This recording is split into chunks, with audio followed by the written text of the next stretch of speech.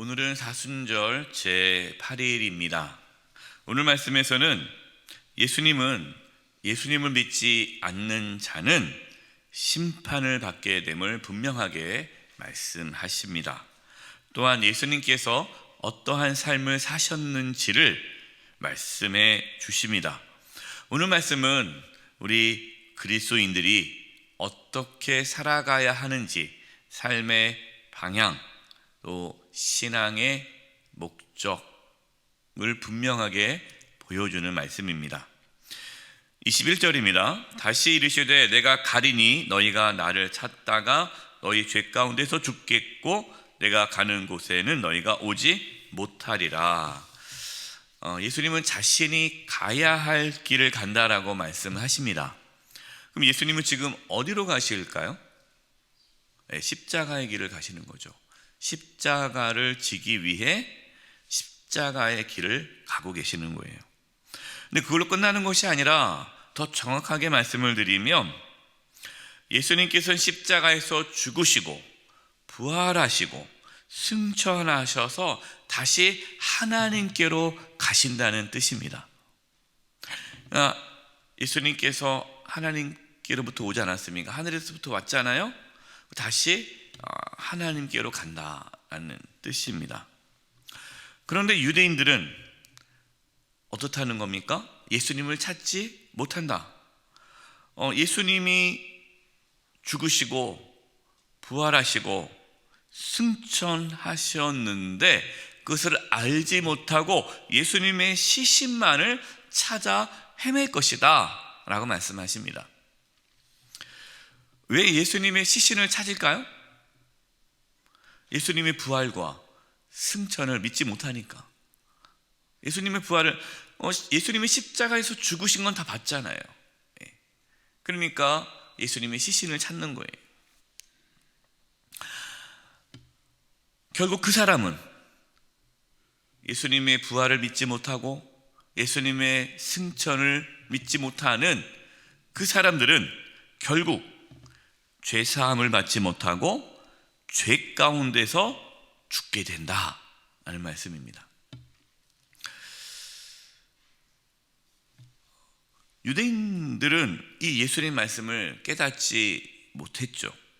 왜냐하면 그들은 여전히 예수님의 말씀을 받아들이지 않았습니다. 예수님을 믿는다라는 것은 예수님의 말씀을 내가 받아들인다라는 것이죠. 23절입니다. 예수께서 이르시되 너희는 아래에서 났고 나는 위에서 났으며 너희는 이 세상에 속하였고 나는 이 세상에 속하지 아니하였느니라.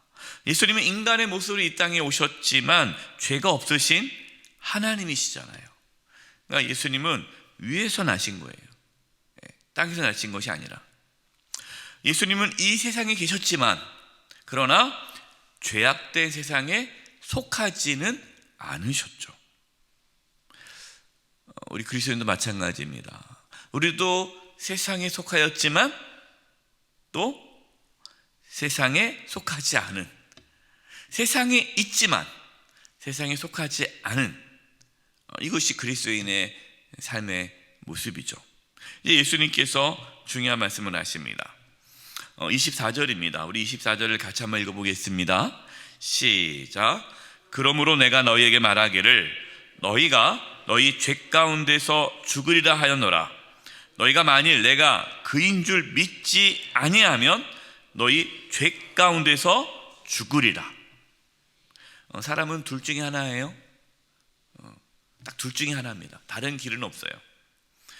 죄 가운데에서 죽든지 죄 사함을 받고 죽든지, 둘 중에 하나예요. 저와 여러분은 죄사함 가운데 죽게 될 것입니다. 그래서 죄사함 가운데 죽었기 때문에 죄의 삭은 사망이잖아요.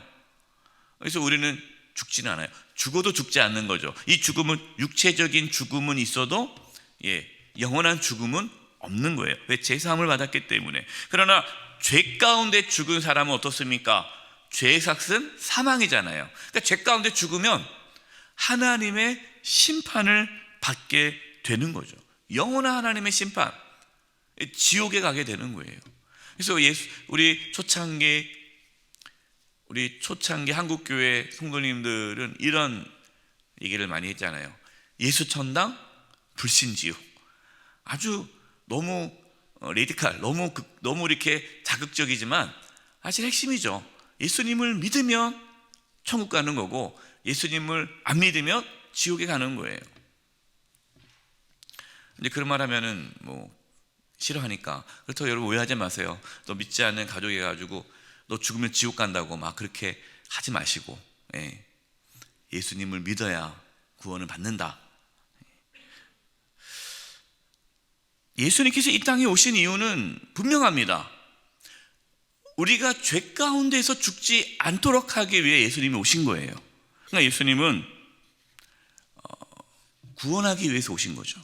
심판하기 위해서 오신 것이 아니에요. 근데 재림하실 때는 예수님은 심판주로 오시겠죠. 예수님의 오심으로 구원받는 자와 구원받지 못한 자가 구분되니까. 예수님께서 이렇게 말씀하셨어요. 만일 내가 그인 줄을 믿지 아니하면 죄 가운데서 죽는다. 여기서 내가 그인 줄을, 여기서 내가 그라는 이 헬라어 단어가 에고에이미입니다. 에고에이미의 문자적인 뜻은 나는 나다. 그러니까 내가 나인 거를 믿지 못하면 너희가 죄 가운데 죽는다. 아니, 예수님이 나는 나다, 이게 무슨 뜻일까요? 저번에 한번 말씀을 드렸습니다. 나는 나다, 예수님께서 에고에이미라는 이 말의 의미는 모세가 하나님 만났을 때 하나님 보고 내가 뭐라고 얘기해야 됩니까? 그때 나는 스스로 있는 자다. 누가 나를 보냈다고 말해야 됩니까? 하나님이 누구신지 얘기해 주세요. 그때 하나님께서는 나는 스스로 있는 자다. 이게 하나님이시거든요. 나는 나다가 이게 나는 스스로 있는 자다라는 겁니다. 나는 나다라는 것은 예수님이 하나님이시라는 거죠. 창조주시라는 거죠. 모든 만물의 주인이 되시라는 거죠. 그동안 예수님께서 에고에이미에 대해 말씀하셨습니다. 나는 생명의 떡이다. 나는 생명의 빛이다. 나는 양의 문이다. 나는 생명이다. 계속해서 예수님이 누구신지에 대해서 말씀하셨어요. 에고에이미라는 말씀을 하셨죠. 예수님께서는 하나님께서 보내주신 그리스도 구원자이심을 믿을 때, 그럼 죄 가운데서 죽지 않게 되는 거죠. 그러니까 예수님을 바르게 알면, 예수님이 누구신지 알고 그 예수님을 믿으면 우리는 죄사함을 받고 영원한 생명을 얻게 되는 것입니다. 여러분, 이것을 믿으십니까? 이것을 믿으면요 예수님을 전하지 않을 수가 없어요.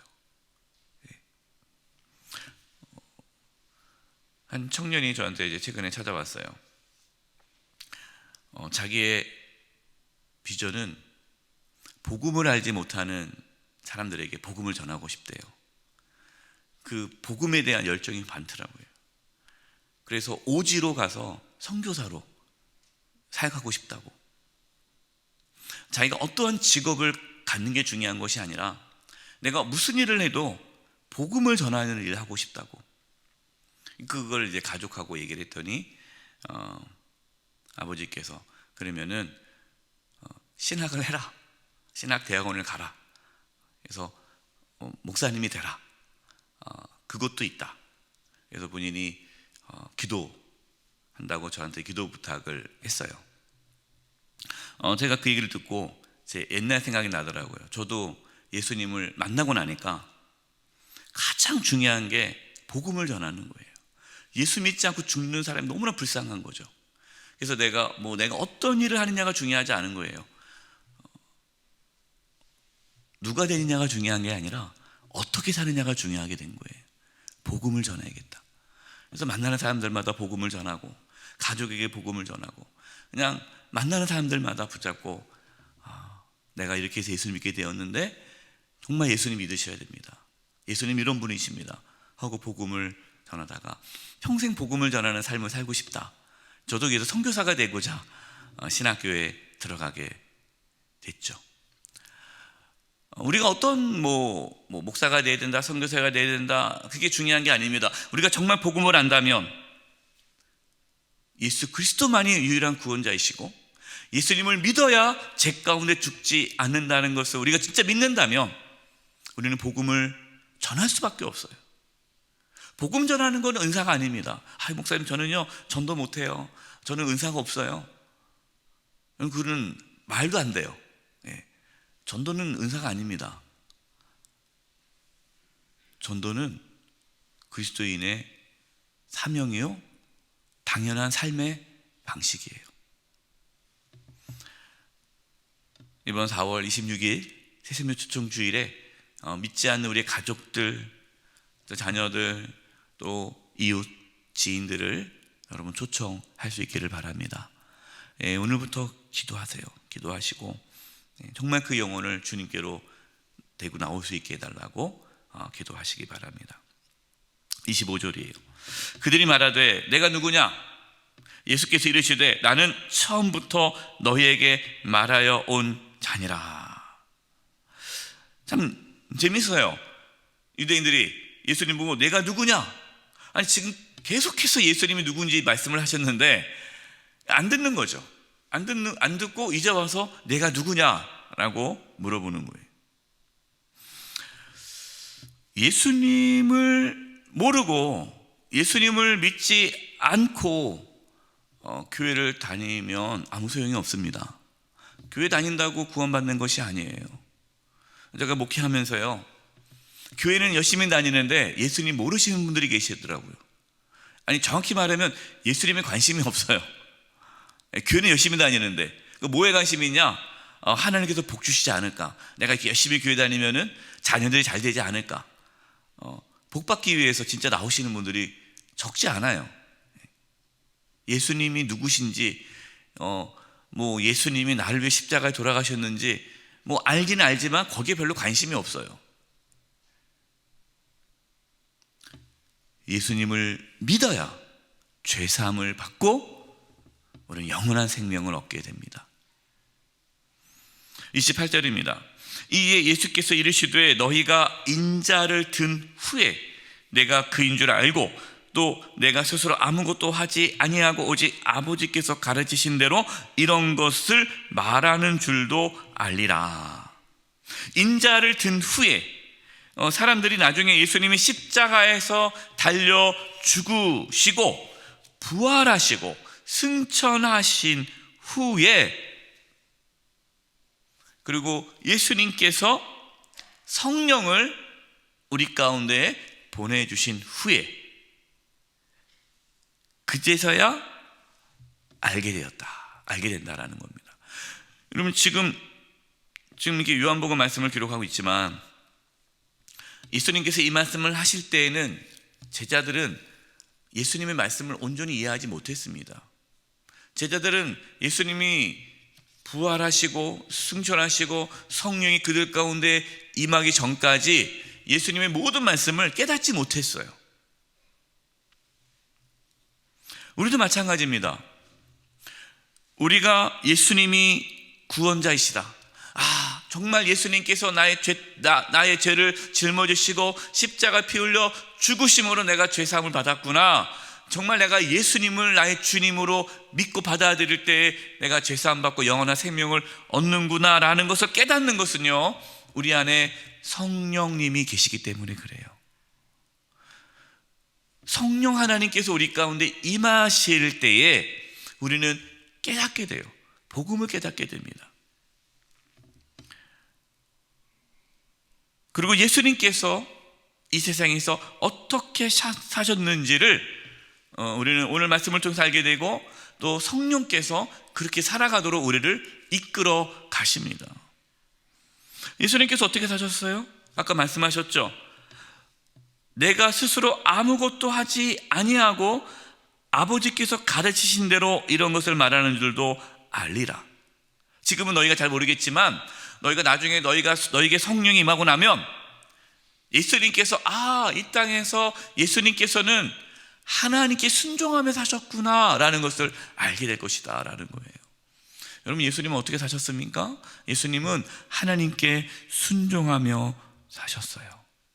그리스도인들은 어떻게 살아갈까요? 예수님처럼 하나님께 순종하며 살아가는 거예요.